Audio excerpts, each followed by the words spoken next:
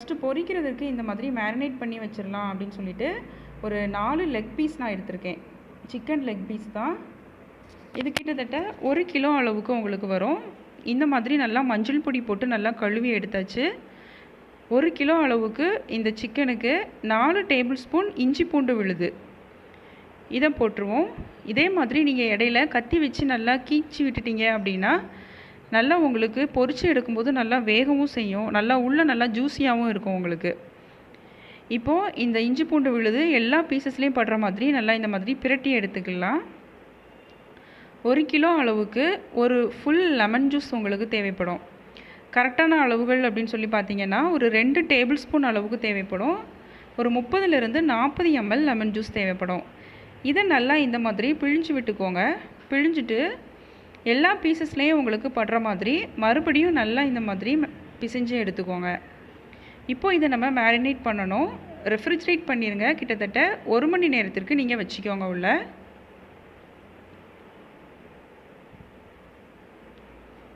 இது நமக்கு இப்போ ரெடி ஆகிட்டு ஒரு மூடி போட்டு மூடி நம்ம இப்போ ஃப்ரிட்ஜில் வச்சிடலாம்.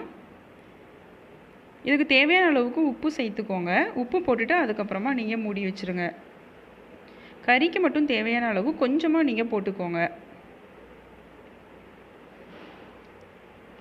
இப்போ அடுத்ததாக நம்ம இந்த மீன் செக்ஷனுக்கு வந்துடலாம். ஏன்னா மீன் நான் கடையில் வாங்கும்போதே உள்ளே இருக்கிற அந்த குடல் ஃபுல்லாக நான் எடுத்துகிட்டு தான் வாங்கியிருக்கேன். ஆனால் அந்த செதில் மட்டும் நம்ம எடுக்க வேண்டியது இருக்கும். இது கிட்டத்தட்ட 1 கிலோகிராம் அளவுக்கு உங்களுக்கு வரும். இதை நம்ம இப்போது செதிலெல்லாம் எடுத்துட்டு நல்லா கழுவி சுத்தப்படுத்தி கொண்டு வந்துடலாம். இதையும் நல்லா நம்ம இப்போ பார்த்தீங்கன்னா தெரியும் நல்லா சுத்தமாக கழுவி எடுத்தாச்சு. இதையும் நம்ம மேரினேட் பண்ணி வச்சிட்டோம் அப்படின்னா இந்த 2 வேலை நமக்கு முடிஞ்சுது. ஏன்னா பொரிக்கிறதுக்கு எப்படியும் குறைந்தது ஒரு 30 நிமிடங்களாவது நமக்கு ஊற வேண்டியது இருக்கும். இப்போ நல்லா இந்த மாதிரி கழுவி எடுத்தாச்சு. இப்போ இதுக்கு நம்ம மசாலா ரெடி பண்ணணும்.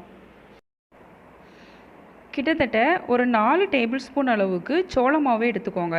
இது 1 கிலோகிராம் அளவுக்கு உள்ள மீன்குரிய அளவு உங்களுக்கு. அதுக்கப்புறமா வத்தல் பொடி சேர்த்துக்கோங்க. இது கிட்டத்தட்ட 1.5 டீஸ்பூன் அளவுக்கு சேர்த்துக்கோங்க. 1/4 டீஸ்பூன் அளவுக்கு மஞ்சள் பொடி. அதுக்கப்புறமா காஷ்மீரி சில்லி பவுடர் நான் சேர்த்துருக்கேன். இஞ்சி பூண்டு விழுது 1 டேபிள் ஸ்பூன் சேர்த்துக்கோங்க. அது கூடவே சீரகப்பொடி 1 டீஸ்பூன் அளவு சேர்த்துக்கோங்க. இதுக்கு தேவையான அளவு உப்பு போட்டுக்கோங்க. உப்பு போட்டுட்டு ஒரு அரை எலுமிச்சை பழத்தை இந்த மாதிரி பிழிஞ்சு ஜூஸ் எடுத்து வச்சுக்கோங்க. கிட்டத்தட்ட உங்களுக்கு 10 ml அளவுக்கு வரும். நம்ம இதில் தண்ணீர் எதுவுமே சேர்க்க வேண்டாம். தண்ணி சேர்க்காம முதல்ல நல்லா இந்த மசாலெல்லாம் நல்லா பிசைஞ்சு எடுத்துக்கிடுவோம். தேவைப்பட்டுச்சு அப்படின்னா மட்டும் கொஞ்சமாக நீங்கள் தெளித்து சேர்க்குற மாதிரி சேர்த்துக்கோங்க. ஏன்னா ரொம்ப தண்ணியாக போயிடுச்சு அப்படின்னா நமக்கு அந்த மீன் துண்டுகள்லாம் நல்லா ஒட்டாது. இந்த மாதிரி கொஞ்சமாக நீங்கள் சேர்த்துக்கோங்க. இப்போது நல்லா இதை பிசைஞ்சாச்சு. இப்போது கழுவி நல்லா சுத்தப்படுத்தி கட் பண்ணி வச்சுருக்கிற அந்த மீன் துண்டுகள் இதையெல்லாம் போட்டு நல்லா மிக்ஸ் பண்ணி எடுத்துருவோம். இந்த மசாலா எல்லாமே நமக்கு அந்த மீன் துண்டுகளில் நல்லா படணும். அந்த மாதிரி நல்லா நம்ம பிரட்டி எடுத்துக்கலாம். இதையும் நம்ம மேரினேட் பண்ணி வச்சிட்டோம் அப்படின்னா இந்த வேலையும் நமக்கு முடிஞ்சிடும். இப்போ இந்த மாதிரி அந்த மசாலா எல்லாமே உள்பகுதியிலலாம் நல்லா படுற மாதிரி இந்த மாதிரி அப்ளை பண்ணி எடுத்துக்கிடுவோம். நல்லா நமக்கு கோட்டாச்சு அப்படின்னா மட்டும்தான் நம்ம பொரிச்செடுக்கிறப்போ ரொம்பவே டேஸ்ட்டாக இருக்கும். நமக்கு அந்த உப்பு உரைப்பு எல்லாமே அந்த மீன் துண்டில் பிடிச்சிருக்கும். இப்போ இது ரெடி ஆகிட்டு இதை நம்ம மூடி போட்டு மூடி மறுபடியும் ஃப்ரிட்ஜில் வச்சிடலாம். இப்போது நம்ம சால்னா ரெடி பண்ணிடுவோம். சால்னாவுக்கு கிட்டத்தட்ட ஒரு 4 டேபிள் ஸ்பூன் அளவுக்கு தேங்காய் எண்ணெய் ஊற்றிக்கோங்க. அதுக்கப்புறமா 4 ஏலக்காய், ஒரு சின்ன கல்பாசி, ஒரு ஜாவித்ரி, அதுக்கப்புறமா 3 கிராம்பு, ஒரு பிரியாணி இலை, ஒரு 2 இன்ச் அளவுக்கு பட்டை இதெல்லாம் சேர்த்துக்கிடுவோம். இது நல்லா பொரிஞ்சு வரவுமே நம்ம இந்த மாதிரி சின்ன வெங்காயம் நான் முதல்ல ஸ்லைசரில் போட்டு ஸ்லைஸ் பண்ணி வச்சுக்கிட்டேன். ஒரு 4 மீடியம் சைஸ் வெங்காயத்தை மொத்தமாக ஸ்லைஸ் பண்ணி வச்சுக்கிட்டேன். இப்போது இந்த சால்னாக்கு கிட்டத்தட்ட 1 கப் அளவுக்கு நீங்கள் பெரிய வெங்காயம் சேர்த்துக்கோங்க.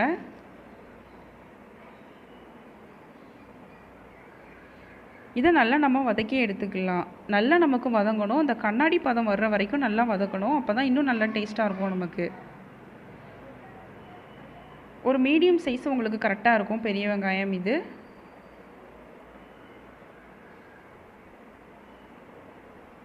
இப்போ வதக்கியாச்சு. இப்போ இதுக்கு நம்ம இஞ்சி பூண்டு விழுது சேர்த்துக்கலாம். இது கிட்டத்தட்ட 1 டேபிள் ஸ்பூன் அளவு நீங்கள் சேர்த்துக்கோங்க. இதோட பச்சை வாசம் நமக்கு போகணும். அது வரைக்கும் நல்லா இதை நம்ம வதக்கி எடுத்துக்கிடுவோம். இந்த அளவுகள் வந்து உங்களுக்கு 1/2 கிலோ அளவுக்கு மட்டன், அதுக்குரிய அளவுகள் நான் உங்களுக்கு சொல்லியிருக்கேன். அதுக்கப்புறமா நம்ம இதில் மிளகாய் சேர்த்துக்கலாம். ஒரு 7 மிளகாய் நான் எடுத்திருக்கேன். அதை இந்த மாதிரி ஸ்லிட் பண்ணி போட்டுக்கிடுவோம். ஏன்னா சால்னா அப்படின்னு சொல்கிறப்போ நமக்கு இந்த மிளகாயில் உள்ள காரம் தான் நமக்கு அதிகமாக தேவைப்படும். இதையும் சேர்த்தாச்சு. இப்போ இது கூட நம்ம தக்காளி பழம் சேர்த்துக்கலாம். கிட்டத்தட்ட 2 சின்ன தக்காளி கட் பண்ணிவிட்டு அதை இதில் சேர்த்துருவோம். இதுவும் நமக்கு நல்லா வதங்கி வரணும்.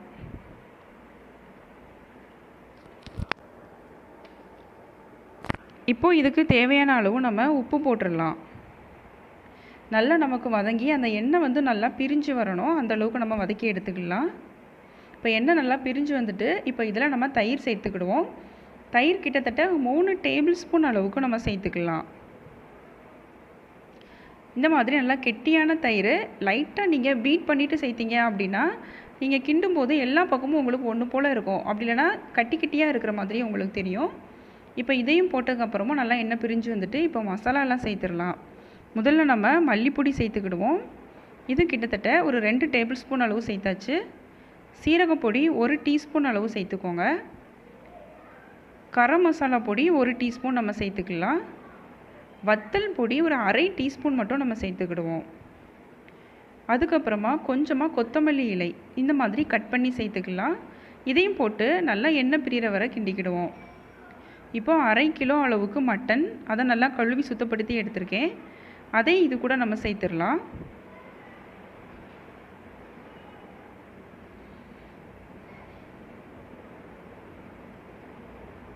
இது சேர்த்ததுக்கு பிறகு நல்லா இந்த மாதிரி கிண்டி விட்டுக்கணும். அப்போ தான் நமக்கு அந்த மசாலா வந்து நல்லா அந்த மட்டனில் நல்லா இறங்கும். மூடி போட்டு மூடி குறைந்தது ஒரு 10 நிமிஷம் நம்ம அப்படியே வச்சிடலாம். நல்லா சிம் பண்ணி நீங்கள் வச்சுருங்க, ஹை ஃப்ளேமில் வேண்டாம். இப்போது 10 நிமிஷம் கழித்து இதுக்கு தேவையான அளவு தண்ணீர் ஊற்றிக்கோங்க. நான் நல்லா கொதிக்கிற வெந்நீர் ஊற்றுறேன், நீங்கள் வெந்நீர் கூட ஊற்றிக்கலாம். கிட்டத்தட்ட 1லேருந்து 1.5 லிட்டர் நமக்கு தேவைப்படும். இப்போது இந்த கறிக்கு தேவையான அளவு உப்பு போட்டுக்கலாம். உப்பு போட்டு இந்த மாதிரி எவ்வளோ தண்ணியாக இருக்குன்னு சொல்லி பாருங்கள். இந்த மாதிரி நமக்கு இருக்கணும். இப்போ மூடி போட்டு மூடி மீடியம் ஃப்ளேமில் ஒரு 3 விசில் வேக வச்சு எடுத்துக்கலாம். இப்போ இது நமக்கு ரெடி ஆகட்டும். அது ரெடி ஆகிறதுக்குள்ளே நம்ம 1 மணி நேரம் ஃப்ரிட்ஜில் வச்சுருப்போம் அந்த சிக்கன். அதை நம்ம வெளியில் எடுத்துகிட்டு இப்போ மறுபடியும் மற்ற மசாலா சேர்த்துடலாம். இப்போ வத்தல் பொடி கிட்டத்தட்ட 1 டேபிள் ஸ்பூன் சேர்த்துக்கோங்க. அது கூடவே 1 டேபிள் ஸ்பூன் அளவுக்கு மல்லிப்பொடி, 1 டீஸ்பூன் அளவுக்கு சீரகப்பொடி, 1 டீஸ்பூன் அளவுக்கு கரம் மசாலா பொடி, அதுக்கப்புறமா கெட்டியான தயிர். இது கிட்டத்தட்ட 3லேருந்து 4 டேபிள் ஸ்பூன் அளவுக்கு நீங்கள் சேர்த்துக்கோங்க. இது கறிக்கு மறுபடியும் தேவையான அளவு உப்பு நம்ம சேர்த்துக்கலாம். இப்போ இதெல்லாம் சேர்த்து நல்லா பிசைஞ்சு எடுத்துக்கணும். நல்லா அந்த லெக் பீஸில் நல்லா கோட் ஆகணும். அந்த அளவுக்கு நம்ம பிசைஞ்சு எடுத்துடலாம்.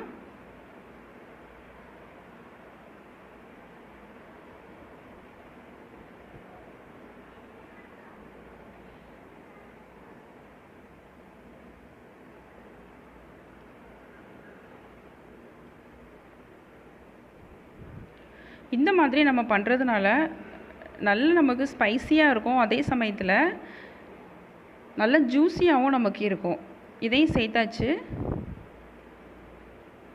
இப்போது நம்ம சோள மாவு இது கிட்டத்தட்ட ஒரு 1/4 கப் அளவு நம்ம சேர்த்துக்கலாம். இதையும் சேர்த்து நம்ம பிசைஞ்சிட்டு இது கூடவே அடுத்ததாக நம்ம சேர்க்க போகிறது முட்டை. 2 முட்டை நீங்கள் சேர்த்துக்கோங்க. இதையும் சேர்த்து நல்லா நம்ம பிசைஞ்சு எடுத்துக்கலாம். கடைசியாக நம்ம இது கூட மைதா மாவு சேர்க்க வேண்டியது இருக்கும். சோள மாவும் நீங்கள் 4 டேபிள் ஸ்பூன் எடுத்தீங்க, 1/4 கப் அளவு உங்களுக்கு வருது அப்படின்னா கிராம் கணக்குப்படி பார்த்தீங்க அப்படின்னா உங்களுக்கு 30லேருந்து 50 கிராம் அளவுக்கு உங்களுக்கு தேவைப்படும். இப்போ மைதா மாவு ஒரு 1/2 கப் அளவுக்கு நீங்கள் எடுத்துக்கோங்க. 100லேருந்து 125 கிராம் உங்களுக்கு வரும். இந்த மைதா மாவு இதுவும் நம்ம சேர்த்துக்கலாம். சேர்த்துட்டு நல்லா ஃபுல்லாக கோட் ஆகிற மாதிரி நல்லா நம்ம பிசைஞ்சு எடுக்கணும்.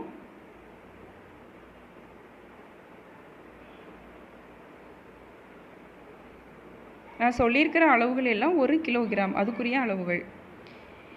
இப்போது இதுவும் நல்லா நம்ம மிக்ஸ் பண்ணியாச்சு. மறுபடியும் மூடி போட்டு மூடி ஃப்ரிட்ஜில் நம்ம வச்சிடலாம். இப்போது சால்னா ரெடி ஆகிறதுக்குள்ளே நம்ம பிரியாணி பண்ணுறதுக்கு சீரக சம்பா அரிசி எடுத்துக்கலாம். இதை நம்ம ஊற வச்சு எடுக்கணும். இது கிட்டத்தட்ட நான் 1/4 பிடி உலக்கு அதில் தான் நான் எடுக்கிறேன். கிட்டத்தட்ட 2.5 உலக்கு. கிலோ கணக்குப்படி பார்த்தீங்க அப்படின்னா 1 கிலோகிராம் உங்களுக்கு வரும். ஒரு தடவை தண்ணியில் நல்லா கழுவிட்டு மறுபடியும் தண்ணீர் ஊற்றி ஊற வச்சுக்கோங்க. இப்போ நம்ம மசாலா ரெடி பண்ணிடலாம். 8 கிராம்பு எடுத்துக்கோங்க. ஒரு 4 இன்ச்சு அளவுக்கு பட்டை அது நம்ம சேர்த்துக்கலாம். ஏலக்காய் ஒரு 5 ஏலக்காய், ஒரு பிரியாணி இலை அதை நல்லா சின்னதாக கட் பண்ணி நம்ம சேர்த்துக்கிடுவோம். சின்னதாக ஜாவித்ரி, அதே மாதிரி இந்த அளவுக்கு கல்பாசி, அதுக்கப்புறமா ஒரு நட்சத்திரப்பட்டை, மல்லி நம்ம சேர்த்துக்கலாம். கிட்டத்தட்ட 2 டேபிள் ஸ்பூன் அளவு சேர்த்துக்கோங்க. 1 டேபிள் ஸ்பூன் அளவுக்கு சீரகம், 2 டேபிள் ஸ்பூன் அளவு பெருஞ்சீரகம், 1/2 டீஸ்பூன் அளவுக்கு மிளகு. எண்ணிக்கைன்னு பார்த்தீங்கன்னா ஒரு 15லேருந்து 20 வரும். 1 டேபிள் ஸ்பூன் வத்தல் பொடி, அதுக்கப்புறமா இதை அரைக்கிறதுக்கு கல் உப்பு. பொடி உப்பை விட கல் உப்பு போட்டு நீங்கள் அரைச்சிங்கன்னா நல்ல பவுடராக உங்களுக்கு வரும். ஃபைன் பவுடராக கண்டிப்பாக நமக்கு இருக்கக்கூடாது. கொஞ்சம் கரகரப்பாக இருக்கிற மாதிரி இருக்கணும் நமக்கு. இப்போ பிரியாணி மசாலா ரெடி ஆகிட்டு இப்போ நம்ம ஏற்கனவே வச்சுருக்கிற அந்த சால்னாவும் ரெடி ஆகிட்டு ப்ரெஷரும் போயிட்டு ஓப்பன் பண்ணி பார்த்துடலாம். ரொம்பவே சூப்பராக நமக்கு இந்த மட்டன் சால்னா ரெடி ஆகிட்டு. ஒரு சீல் அளவுக்கு தேங்காய், 4 முந்திரி பருப்பு போட்டு நல்லா விழுதாக அரைச்சிக்கோங்க. கொஞ்சமாக தண்ணீர் ஊற்றி மிக்ஸ் பண்ணிவிட்டு அதை இது கூட சேர்த்துட்டு மறுபடியும் கொதிக்க வச்சுக்கலாம். இதை நம்ம இறக்கிடுவோம். இப்போ பிரியாணி ரெடி பண்ணிடலாம். 1 கிலோகிராம் அளவுக்கு மட்டன் நல்லா கழுவி சுத்தப்படுத்தி எடுத்திருக்கேன். அதை நம்ம இப்போ குக்கரில் சேர்த்துருவோம்.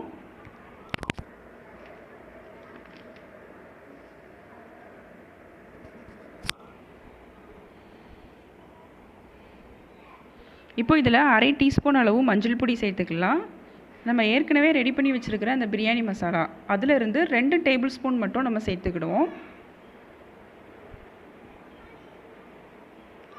அதுக்கப்புறமா இஞ்சி பூண்டு விழுது அது கிட்டத்தட்ட 1 டேபிள் ஸ்பூன் அளவு சேர்த்துக்கலாம். இதுக்கு தேவையான அளவு உப்பு போட்டுக்கோங்க. 1 கைப்பிடி அளவுக்கு புதினா, கொத்தமல்லி இலை இதையும் சேர்த்துட்டு தேவையான அளவு நம்ம வெந்நீர் ஊற்றி நல்லா இதை கொதிக்க வச்சு எடுத்துக்கலாம். இப்போது மூடி போட்டு மூடி நீங்கள் வெயிட் போட்டுருங்க. கிட்டத்தட்ட ஒரு 4லேருந்து 5 விசில் உங்களுக்கு வரட்டும். இப்போது அடுத்தால ஒரு மசாலா நம்ம ரெடி பண்ணணும்.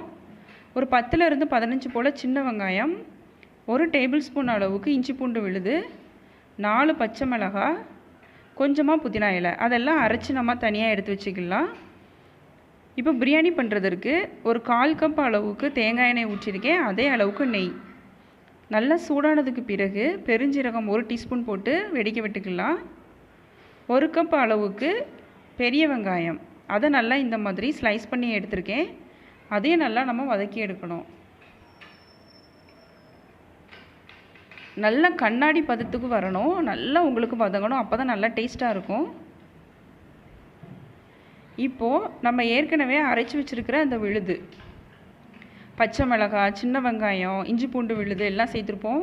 அந்த விழுதை நம்ம சேர்த்து இந்த மாதிரி வதக்கிக்கணும். கூடவே 1 கைப்பிடி அளவுக்கு புதினா, கொத்தமல்லி இலை இதையும் நம்ம சேர்த்துக்கலாம். ரெண்டும் சேர்ந்து உங்களுக்கு 1 கைப்பிடி அளவு வரணும். இப்போ இதோட பச்சை வாசம் போகிற வரைக்கும் நல்லா வதக்கிட்டு மீதம் இருக்கிற அந்த மசாலா, பிரியாணி மசாலா அதையும் சேர்த்து நல்லா நம்ம வதக்கி எடுக்கணும். இப்போ இதோட பச்சை வாசமும் உங்களுக்கு போகணும். கூடவே நல்லா எண்ணெய் நமக்கு பிரிஞ்சு வரணும். அந்த அளவுக்கு நல்லா நம்ம வதக்கி எடுத்துக்கலாம்.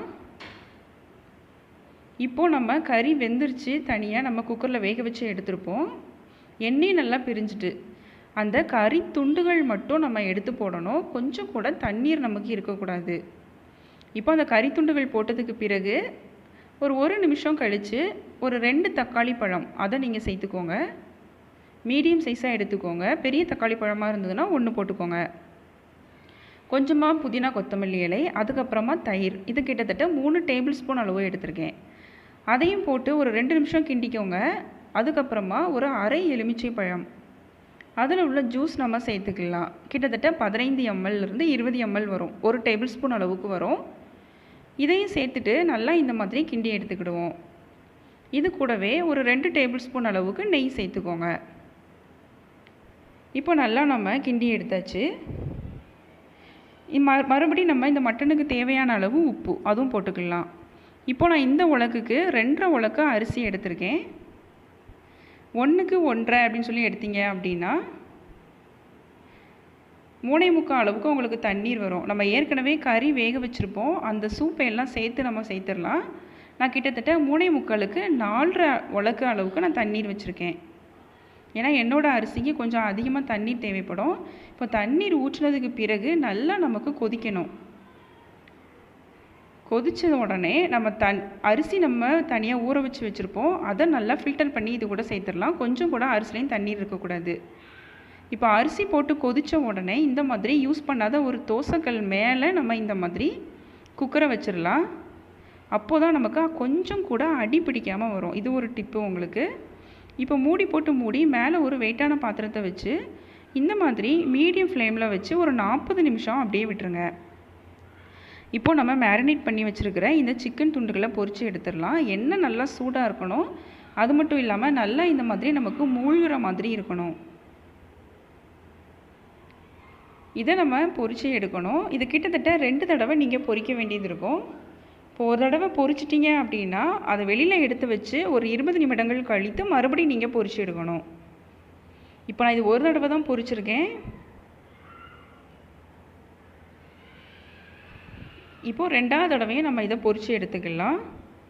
இது ரெடி ஆகிட்டு இருக்கிறதுக்குள்ளே இன்னொரு பக்கத்தில் இந்த மாதிரி மீன் துண்டுகளை நான் பொரிக்க ஆரம்பிச்சிட்டேன். ஏன்னா ரொம்ப டைம் ஆகிட்டு, எனக்கு 2:30 கிட்ட ஆயிடுச்சு. அந்த சைடு சிக்கன் பொரிக்க வச்சாச்சு. இதில் நம்ம மீனையும் பொரித்து எடுத்துட்டோம். இப்போது நம்ம பிரியாணி ஓப்பன் பண்ணி பார்த்துடலாம். கிட்டத்தட்ட 40 நிமிடங்கள் சிம்லே வச்சதுனால ரொம்ப சூப்பராக நமக்கு ரெடி ஆகிட்டு. வாவ், நல்ல மணக்க மணக்க நமக்கு தலப்பாக்கட்டு மட்டன் பிரியாணி ரெடி ஆகிட்டு. இங்கே பாருங்கள் எவ்வளோ அழகாக நல்லா உதிரி உதிரியாக வந்திருக்கு. அடி பிடிக்கவே இல்லை. அடி பிடிக்காமல் இருக்கணும் அப்படின்னா நீங்கள் பிரியாணி பண்ணும்போது குக்கர் நல்லா சூடானதுக்கு பிறகு எண்ணெய் ஊற்றுங்க. அது ஒன்று. 2வது, நம்ம அரிசி போட்டு கொதித்த உடனே அடியில் நம்ம யூஸ் பண்ணாத ஒரு தோசைக்கல் வச்சுட்டு அதுக்கு மேலே இந்த குக்கரை வச்சிட்டிங்க அப்படின்னாலே போதும். கண்டிப்பாக உங்களுக்கு அடி பிடிக்காது. இப்போது இதில் ஒரு 2லேருந்து 3 டீஸ்பூன் அளவுக்கு மறுபடியும் நெய் ஊற்றி நல்லா நம்ம கிண்டி எடுத்துடலாம். அவ்வளோதான். ரொம்பவே சூப்பராக நம்மளோட இந்த மட்டன் பிரியாணி ரெடி ஆகிட்டு. கிட்டத்தட்ட சாப்பிட ஆரம்பிக்கும் போது 3 o'clock கிட்ட ஆயிடுச்சு. இப்போ நம்ம ரெடி பண்ணி வச்சுருக்கிற அந்த மட்டன் பிரியாணி நல்லா சூடாக இருக்குது. அதே சமயத்தில் நம்ம அந்த லெக் பீஸ் பொரித்து வச்சுருப்போம், அதுவும் இருக்குது. முட்டை ரெடி பண்ணி வச்சுருந்தேன். முட்டை நல்லா வேக வச்சு வச்சுருக்கேன். அது கூடவே ரைத்தா பண்ணியிருந்தேன். ஆனியன் ரைத்தா தான் நான் பண்ணியிருந்தேன். அதுக்கப்புறமா லட்டு பண்ணியிருந்தேன், ஜாங்கிரி பண்ணியிருந்தேன். அது கூடவே பாயாசம். ஆனால் இந்த வீடியோவில் நான் அதெல்லாம் உங்களுக்கு ஆட் பண்ணலை, தனியாக நான் உங்களுக்கு போடுறேன். பாயாசம் பண்ணுறது, அதுக்கப்புறமா அந்த லட்டு பண்ணுறதெல்லாம் உங்களுக்கு நான் தனியாக போடுறேன். அவ்வளோதான். உங்களுக்கு என்னோட அந்த வீடியோ பிடிச்சிருக்குன்னு சொல்லிட்டு நம்புகிறேன். ஃப்ரெண்ட்ஸ், இதில் உங்களுக்கு எந்த ரெசிபி ரொம்ப பிடிச்சிருக்கு அப்படின்னு சொல்லி கமெண்ட் பண்ணுங்கள். எது உங்களுக்கு தனியாக போஸ்ட் பண்ணணும் அப்படின்னாலும் நீங்கள் சொல்லுங்கள். நான் கூட உங்களுக்கு போஸ்ட் பண்ணுறேன். தேங்க்யூ.